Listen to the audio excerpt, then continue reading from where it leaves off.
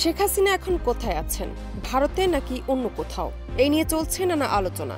এই অবস্থায় নতুন করে গুঞ্জন ওঠে ভারত ছেড়ে আরব আমিরাতে পাড়ি জমিয়েছেন শেখ হাসিনা। তবে এই বিষয়টি নিয়ে এবার মুখ খুললেন তার ছেলে সজীব ওয়াজেদ জয়। ঠিক আছে, শেখ হাসিনার পর আপনাদের কি হবে সেটা আমারও চিন্তার বিষয় না।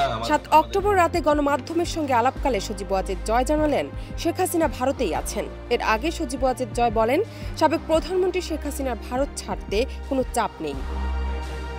এদিকে ভারতের দিল্লি ও সংযুক্ত আরব আমিরাতের আবুধাবিতে কূটনৈতিক চ্যানেলে সাবেক প্রধানমন্ত্রী শেখ হাসিনার খোঁজ নেওয়া হলেও তার হদিশ পাওয়া যায়নি বলে জানিয়েছেন পররাষ্ট্র উপদেষ্টা মোহাম্মদ তৌহিদ হোসেন।